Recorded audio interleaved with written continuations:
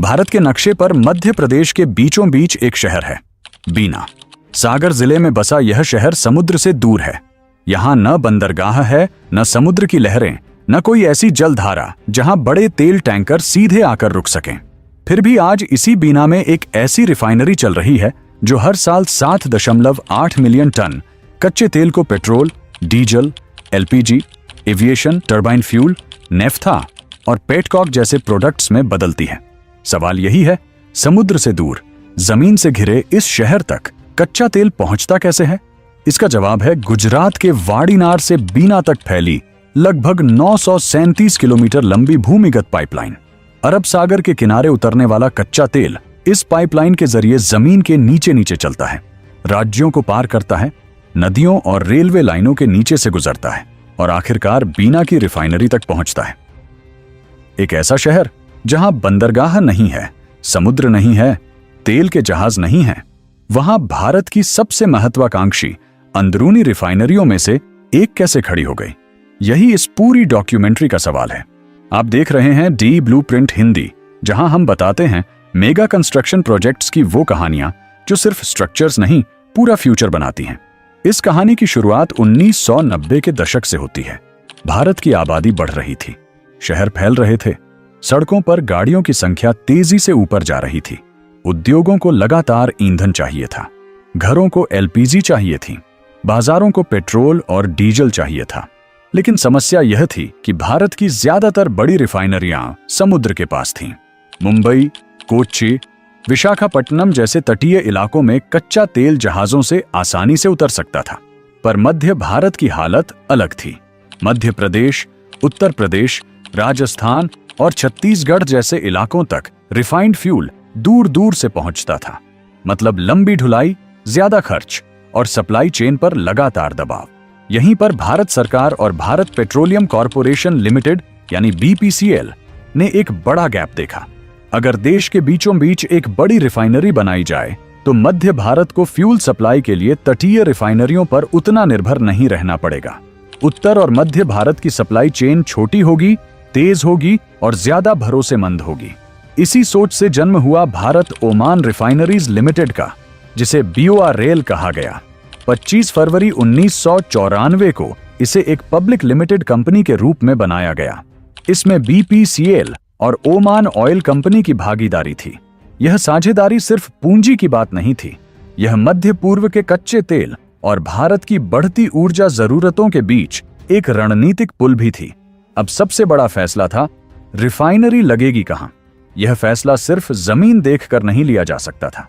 Refinery के लिए हजारों एकड़ जमीन चाहिए थी, रेलवे कनेक्शन चाहिए था, पानी चाहिए था, तैयार प्रोडक्ट्स को बाजार तक भेजने का रास्ता चाहिए था और सबसे जरूरी बात, ऐसी लोकेशन चाहिए थी जो देश के बड़े कंज्यूमर मार्केट्स से ठीक तरह जुड़ सके। बीना इन सभी पैमानों पर मजबूत निकला। बीना पहले से एक महत्वपूर्ण रेलवे जंक्शन था। यहां से उत्तर, पश्चिम और दक्षिण भारत की तरफ रेल कनेक्टिविटी मिलती थी। रिफाइनरी से तैयार पेट्रोल, डीजल और एलपीजी को रेल और पाइपलाइन के जरिए बड़े बाजारों तक भेजा जा सकता था। रिफाइनरी से कुछ दूरी पर बेतवा नदी थी, जो इंडस्ट्रियल वाटर की जरूरतों के लिए महत्वपूर्ण सोर्स बन सकती थी। और सबसे बड़ी बात, बीना बुंदेलखंड के उस हिस्से में था जो लंबे समय से इंडस्ट्रियल इन्वेस्टमेंट का इंतजार कर रहा था। बुंदेलखंड की पहचान डिकेड्स तक सूखे, बेरोजगारी और पलायन से जुड़ी रही। यहां बड़ी इंडस्ट्री लाना सिर्फ एक रिफाइनरी प्रोजेक्ट नहीं था, यह उस क्षेत्र को भारत की एनर्जी मैप पर लाने की कोशिश थी, जिसे अक्सर विकास की मुख्य धारा से दूर माना जाता था।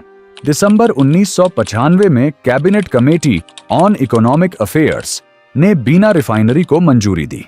उस समय अनुमानित लागत 5,277 करोड़ रुपए थी। कागज पर सपना तैयार था, लेकिन कागज से जमीन तक की दूरी बहुत लंबी होने वाली थी। 1994 से 2006 तक बीओआरएल क्लियरेंसेस, अप्रूवल्स, फाइनेंसिंग और इंफ्रास्ट्रक्चर की उलझनों में अटका रहा। 2003 में प्रोजेक्ट को रिवाइज्ड अप्रूवल मिला और लागत बढ़कर 6,354 करोड़ रुपए के आसपास पहुंच गई। लेकिन असली कंस्ट्रक्शन 2006 में जाकर शुरू हुआ।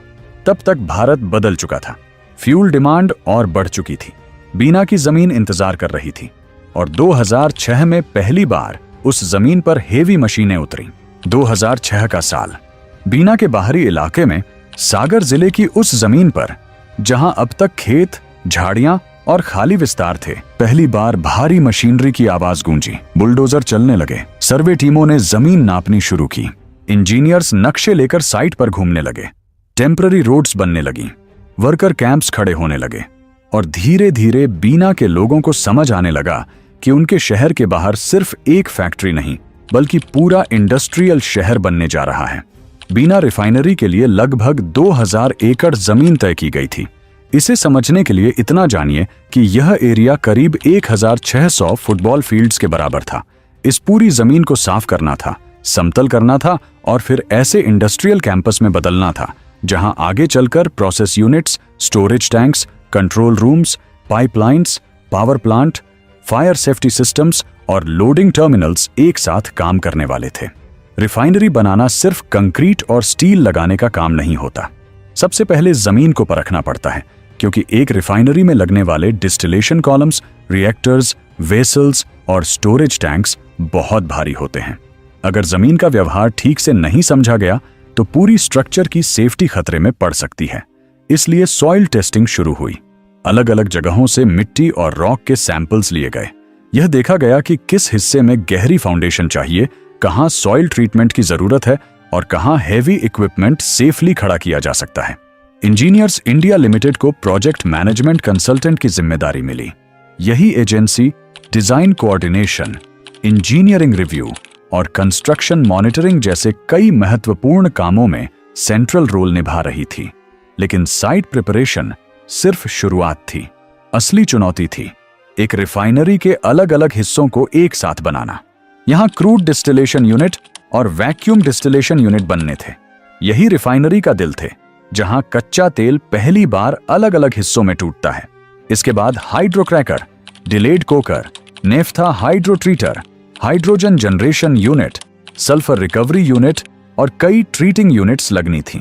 हर यूनिट का अपना डिजाइन था, अपनी फाउंडेशन थी, अपनी पाइपिंग थी और अपनी टाइमलाइन थी। बीना में एक साथ कई मोर्चों पर काम चल रहा था। कहीं फाउंडेशन डाली जा रही थी, कहीं स्टील स्ट्रक्चर्स खड़े हो रहे थे, कहीं भारी वेसल्स आने का इंतजार था, कहीं अंडरग्राउंड पाइपलाइंस बिछ रही थीं, कहीं इलेक्ट्रिकल और इंस्ट्रूमेंटेशन सिस्टम्स के लिए केबल ट्रेज तैयार हो रही थीं। यह किसी एक बिल्डिंग का कंस्ट्रक्शन नहीं था, यह सैकड़ों सिस्टम्स को एक साथ जोड़ने का काम था। इसी दौरान रिफाइनरी के लिए कैप्टिव पावर प्लांट का काम भी आगे बढ़ा। भेल को लगभग 950 करोड़ रुपए का ऑर्डर मिला था। यह 99 मेगावाट का पावर प्लांट रिफाइनरी की अपनी बिजली जरूरतों को पूरा करने के लिए बनाया जा रहा था। इसकी खास बात यह थी कि इसमें रिफाइनरी से निकलने वाला पेटकॉक फ्यूल के रूप में इस्तेमाल किया जा सकता था। यानी रिफाइनरी का एक बाय प्रोडक्ट उसी रिफाइनरी को चलाने वाली पावर का सोर्स बन सकता था।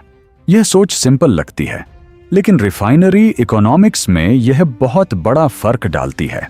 अगर वेस्ट या लो वैल्यू रेजिड्यू को यूजफुल एनर्जी में बदल दिया जाए तो प्लांट की एफिशिएंसी बढ़ती है और बाहरी फ्यूल पर डिपेंडेंस कम होती है।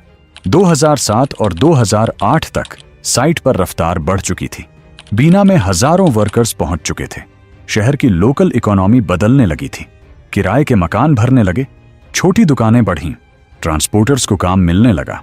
आसपास के इलाके में पहली बार इतने बड़े इंडस्ट्रियल कंस्ट्रक्शन की हलचल दिख रही थी। लेकिन इस पूरे कंस्ट्रक्शन के बीच एक सवाल हर चीज से बड़ा था। रिफाइनरी बन रही थी, स्टोरेज टैंक्स बन रहे थे, प्रोसेस यूनिट्स बन रहे थे, पावर प्लांट बन रहा था, पर कच्चा तेल आएगा कहां से? बीना समुद्र से दूर था। यहां कोई क्रूड ऑयल पोर्ट नहीं था, कोई टैंकर सीधे नहीं आ सकता था। अगर क्रूड ऑयल ही नहीं पहुंचा तो इतने हजार करोड़ की रिफाइनरी सिर्फ स्टील और कंक्रीट का खाली ढांचा बनकर रह जाती।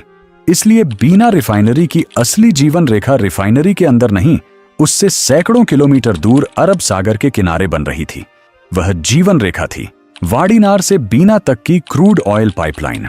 जरा सोचिए, आपको एक स्टील पाइप जमीन के नीचे बिछानी है। वह पाइप गुजरात के समुद्री तट से शुरू होगी, फिर राज्य सीमाओं, खेतों, हाईवेज, रेलवेज, गांवों और नदियों को पार करती हुई मध्य प्रदेश के बीना तक पहुंचेगी। लंबाई लगभग 937 किलोमीटर।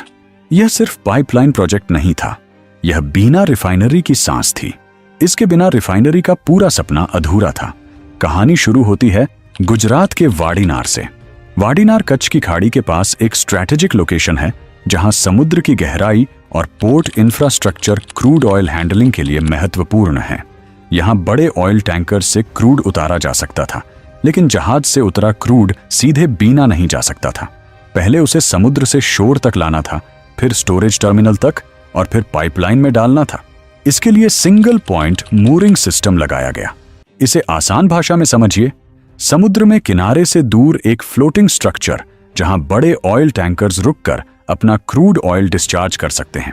यहां से क्रूड ऑफशोर पाइपलाइन के जरिए शोर तक आता है, फिर वह क्रूड ऑयल टर्मिनल में स्टोर होता है, ताकि पाइपलाइन को लगातार और कंट्रोल्ड तरीके से सप्लाई मिलती रहे। यह टर्मिनल एक बफर की तरह काम करता था। जब टैंकर आता, क्रूड स्टोर होता, जब पाइपलाइन को फ्लो चाहिए होता, क्रूड आगे भेजा जाता। इसी बैलेंस के कारण रिफाइनरी को कंटिन्यूअस सप्लाई मिल सकती थी। लेकिन टर्मिनल से आगे शुरू होती थी असली परीक्षा। लगभग 937 किलोमीटर की अंडरग्राउंड पाइपलाइन। इस पाइपलाइन का डायामीटर 24 इंच था। इसे जमीन से नीचे दबाकर बिछाया गया, ताकि सरफेस पर खेती, सड़क और ऑर्डिनरी मूवमेंट जारी रह सके। लेकिन जमीन के नीचे पाइपलाइन डालना आसान नहीं होता। पहले रूट सर्वे होता है, फिर लैंड परमिशंस और राइट ऑफ वे क्लियर होता है, फिर ट्रेंच खोदी जाती है, पाइप सेक्शन साइट पर आते हैं, वेल्डिंग होती है, जॉइंट टेस्टिंग होती है, करोजन प्रोटेक्शन दी जाती है, फिर पाइप को ट्रेंच में उतारा जाता है और मिट्टी वापस भरी जाती है। जहां खेत थे वहां किसान की जमीन थी, जहां सड़क थी वहां ट्रैफिक मैनेजमेंट था, जहां रेलवे लाइन आई वहां सेफ्टी और अप्रूवल्स थे, जहां नदी आई वहां सामान्य खुदाई से काम नहीं चल सकता था। ऐसे स्थानों पर ट्रेंचलेस मेथड्स और कंट्रोल्ड क्रॉसिंग टेक्निक्स का इस्तेमाल किया गया, ताकि पाइपलाइन रूट बिना सरफेस को ज्यादा नुकसान पहुंचाए आगे बढ़ सके। पाइपलाइन कंस्ट्रक्शन की सबसे बड़ी चुनौती दूरी नहीं, कंटिन्यूटी होती है। एक जगह वेल्डिंग खराब हुई तो प्रेशर टेस्ट में प्रॉब्लम आ सकती है। एक जगह करोजन प्रोटेक्शन कमजोर हुई तो सालों बाद लीक का खतरा बढ़ सकता है। एक जगह रूट अलाइनमेंट गलत हुआ तो लीगल और सेफ्टी दोनों इश्यूज खड़े हो सकते हैं। इसलिए पाइपलाइन को सिर्फ बिछाया नहीं गया, उसे मॉनिटर करने लायक बनाया गया। पूरी पाइपलाइन में कैथोडिक प्रोटेक्शन सिस्टम लगाया गया। इसका काम था स्टील पाइप को जमीन के अंदर होने वाले करोजन से बचाना। पाइपलाइन में पिगिंग फैसिलिटीज भी लगाई गई। पिगिंग में एक स्पेशल डिवाइस पाइप के अंदर भेजा जाता है, जो पाइप की सफाई करता है और इंस्पेक्शन में मदद करता है। प्रेशर और फ्लो बनाए रखने के लिए पंपिंग स्टेशंस बनाए गए, सेक्शनल वाल्व स्टेशंस लगाए गए, ताकि किसी इमरजेंसी में पाइपलाइन के किसी हिस्से को आइसोलेट किया जा सके। पूरी पाइपलाइन को स्काडा सिस्टम से जोड़ा गया। इसका मतलब था कि कंट्रोल रूम से प्रेशर, फ्लो और टेम्परेचर जैसे पैरामीटर्स रियल टाइम में देखे जा सकें। कहीं प्रेशर अचानक गिरा, कहीं फ्लो एबनॉर्मल हुआ, तो सिस्टम तुरंत सिग्नल दे सके। 6 जून 2010 को वह मोमेंट आया जिसका बीना सालों से इंतजार कर रहा था। वाडीनार से पहली बार क्रूड ऑयल पाइपलाइन में डाला गया। कुछ दिनों बाद कच्चा तेल बीना पहुंच चुका था। इसका मतलब था कि अब रिफाइनरी सिर्फ बनकर तैयार नहीं थी, अब उसके पास अपना रॉ मटेरियल था। अरब सागर से उठकर जमीन के नीचे नीचे चलती हुई क्रूड ऑयल की स्ट्रीम बीना तक आ चुकी थी। अब अगला कदम था सबसे डेलिकेट, रिफाइनरी को पहली बार जीवित करना। 2010 में बीना की जमीन पर अब सिर्फ कंस्ट्रक्शन साइट नहीं थी, वहां एक पूरा इंडस्ट्रियल कॉम्प्लेक्स खड़ा था। ऊंचे डिस्टिलेशन कॉलम्स आसमान की तरफ उठे हुए थे, भारी रिएक्टर्स अपनी फाउंडेशंस पर फिट हो चुके थे, स्टोरेज टैंक्स तैयार थे, प्रोसेस पाइपलाइंस एक यूनिट को दूसरी यूनिट से जोड़ रही थीं। कंट्रोल रूम्स में इंस्ट्रूमेंट्स और स्क्रीनें एक्टिव होने लगे थे। वॉल्व्स, सेंसर्स, पंप्स, कंप्रेसर्स और इलेक्ट्रिकल सिस्टम्स अपनी जगह पर थे। लेकिन रिफाइनरी तब तक रिफाइनरी नहीं बनती जब तक क्रूड ऑयल उसके अंदर चलना शुरू न कर दे। कमीशनिंग रिफाइनरी कंस्ट्रक्शन का सबसे संवेदनशील दौर होता है। इस स्टेज पर हर सिस्टम को पहली बार रियल कंडीशन में टेस्ट किया जाता है। पहले वाटर फ्लशिंग, फिर एयर ब्लोइंग, फिर लीक टेस्ट्स, फिर सेफ्टी चेक्स, फिर ग्रेजुअल स्टार्टअप। हर पंप, हर वाल्व, हर पाइप, हर इंस्ट्रूमेंट को प्रूव करना पड़ता है कि वह डिजाइन के हिसाब से काम कर सकता है। बीना रिफाइनरी की प्रोसेस डिजाइन उसे खास बनाती थी। यह एक फुल कन्वर्जन रिफाइनरी के रूप में बनाई गई थी, मतलब कच्चे तेल का सिर्फ आसान हिस्सा नहीं बल्कि हैवी रेजिड्यू तक को वैल्यूएबल प्रोडक्ट्स में बदलने की कोशिश। यही बात इसे ऑर्डिनरी रिफाइनरी से अलग करती थी। सबसे पहले क्रूड डिस्टिलेशन यूनिट में कच्चा तेल गर्म होता है और अलग अलग फ्रैक्शंस में टूटता है। हल्के हिस्से से एलपीजी और नेफ्था निकलते हैं, बीच के हिस्सों से केरोसिन और डीजल बनते हैं। भारी हिस्सा आगे वैक्यूम डिस्टिलेशन यूनिट में जाता है, जहां लो प्रेशर कंडीशन में उसे और प्रोसेस किया जाता है। लेकिन बीना की ताकत सिर्फ प्राइमरी यूनिट्स तक सीमित नहीं थी। यहां फुल कन्वर्जन हाइड्रोक्रैकर यूनिट था, जो हैवी ऑयल को बेहतर डीजल और मिडिल डिस्टिलेट्स में बदल सकता था। डिलेड कोकर यूनिट थी, जो सबसे भारी रेजिड्यू को पेटकॉक और दूसरे प्रोडक्ट्स में बदलती थी।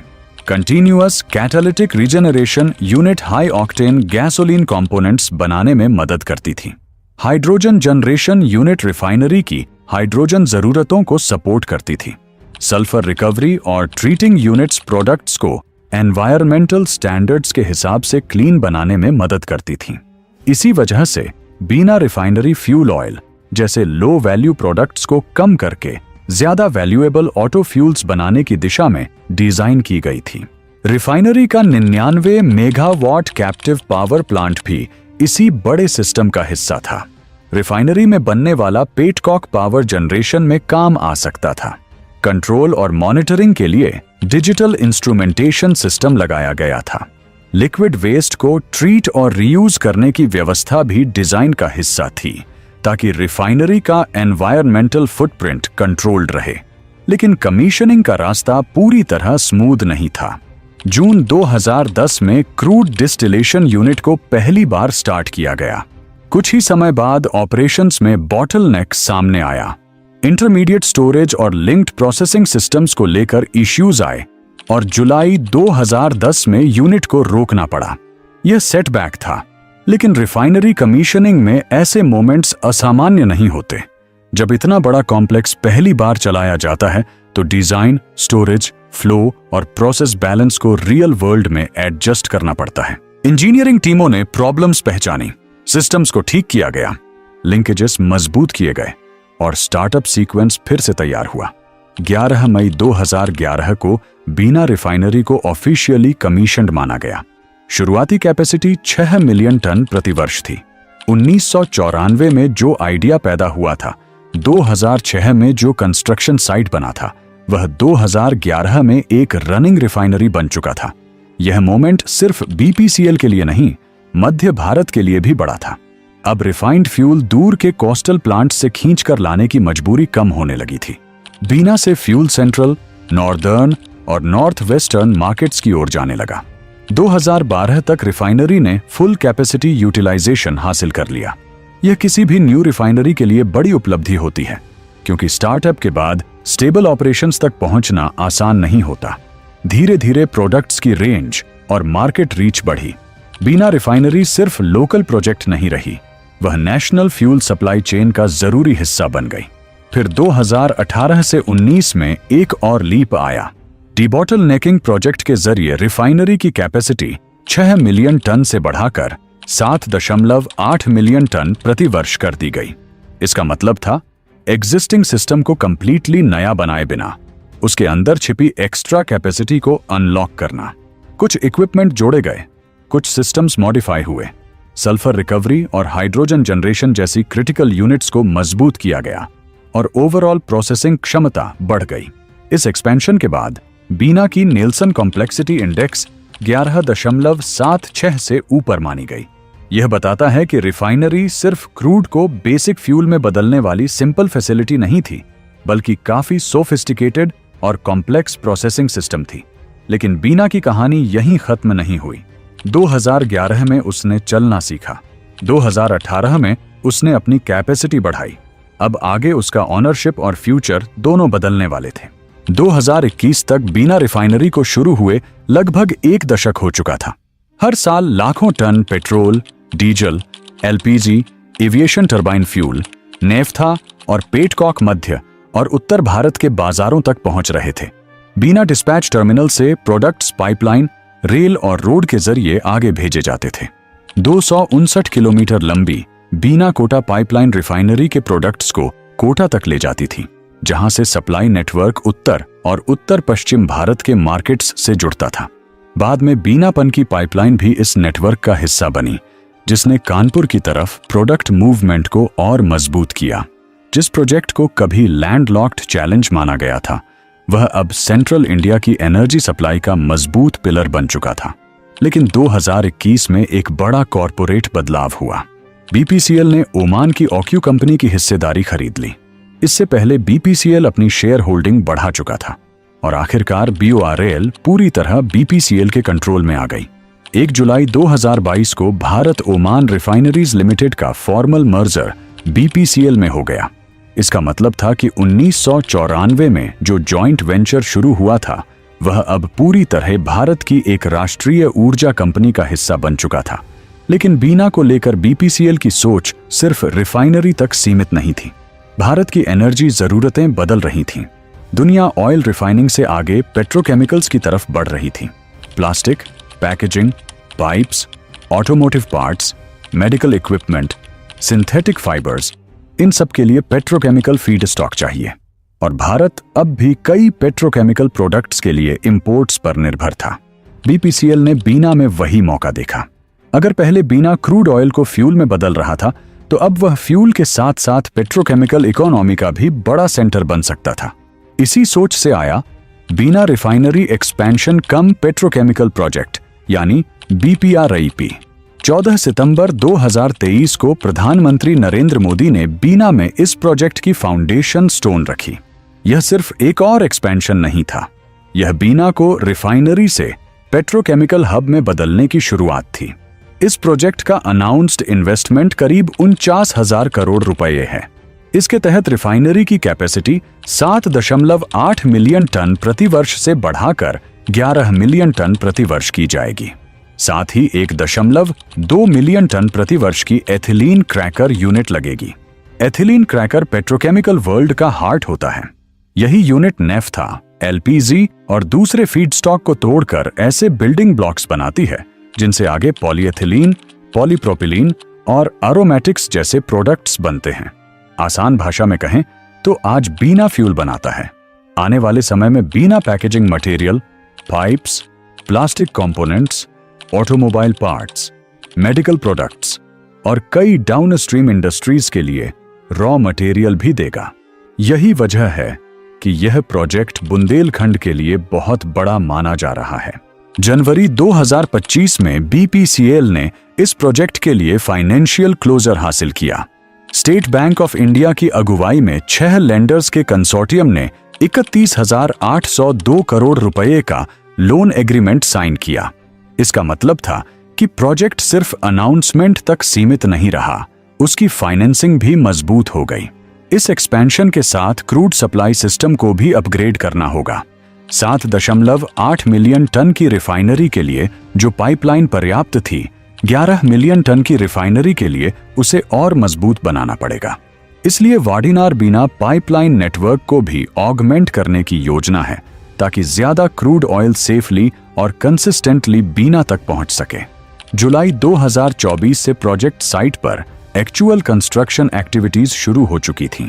Site grading, technology packages, contractors और इंजीनियरिंग वर्क धीरे धीरे आगे बढ़ने लगे। टारगेट है कि यह प्रोजेक्ट 2028 के आसपास पूरा हो। कंस्ट्रक्शन फेज में 15,000 से ज्यादा जॉब्स और कमीशनिंग के बाद 1 लाख से ज्यादा डायरेक्ट और इनडायरेक्ट एम्प्लॉयमेंट अपॉर्चुनिटीज की बात की गई है। अगर यह प्रोजेक्ट अपने लक्ष्य के अनुसार पूरा होता है, तो बीना सिर्फ मध्य भारत की रिफाइनरी नहीं रहेगा, वह भारत के पेट्रोकेमिकल मैप पर भी एक बड़ा नाम बन जाएगा। बीना की कहानी इसलिए अलग है क्योंकि यह समुद्र से दूर शुरू हुई थी, एक ऐसी जगह जहां क्रूड ऑयल नेचुरली नहीं पहुंचता था, जहां पोर्ट नहीं था, जहां टैंकर नहीं आ सकते थे, जहां पहले हेवी इंडस्ट्री का बड़ा इकोसिस्टम नहीं था। लेकिन इंजीनियरिंग ने डिस्टेंस को हराया। वाडिनार से 937 किलोमीटर लंबी अंडरग्राउंड पाइपलाइन बनी। बीना में 2000 एकड़ पर रिफाइनरी खड़ी हुई। 2011 में 6 मिलियन टन कैपेसिटी से शुरुआत हुई। 2018 से 19 में यह 7.8 मिलियन टन तक पहुंची। 2021 में यह पूरी तरह BPCL के कंट्रोल में आई और 2023 के बाद यह रिफाइनरी पेट्रोकेमिकल फ्यूचर की तरफ बढ़ चली। यह कहानी सिर्फ तेल की नहीं है, यह कहानी है उस सोच की जो कहती है कि जियोग्राफी डेस्टिनी नहीं होती, समुद्र से दूर होना कमजोरी नहीं है। अगर विजन साफ हो, इंजीनियरिंग मजबूत हो और देश को अपनी एनर्जी सप्लाई चेन पर भरोसा बनाना हो। आज बीना की रिफाइनरी चुपचाप काम करती है। अरब सागर से आया क्रूड ऑयल जमीन के नीचे सैकड़ों किलोमीटर चलकर यहां पहुंचता है।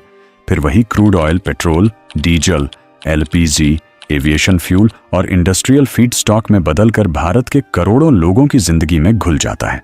गाड़ियों के फ्यूल टैंक में, घरों के किचन में, खेतों की मशीनों में, फैक्ट्रियों की सप्लाई चेन में, हाईवेज पर दौड़ते ट्रक्स में और उन शहरों में जिन्हें रोज एनर्जी चाहिए, लेकिन जो कभी यह नहीं सोचते कि वह एनर्जी आती कहां से है। यही है बीना रिफाइनरी, मध्य भारत का एनर्जी हार्ट। ये था दी ब्लूप्रिंट हिंदी पर बीना रिफाइनरी का पूरा कंस्ट्रक्शन डॉक्यूमेंट्री। अगर यह कहानी आपको पसंद आई तो चैनल को सब्सक्राइब करें, वीडियो को लाइक करें और बेल आइकॉन दबाना मत भूलिए ताकि भारत की ऐसी ही और अनसुनी इंजीनियरिंग कहानियां आप तक सबसे पहले पहुंचें।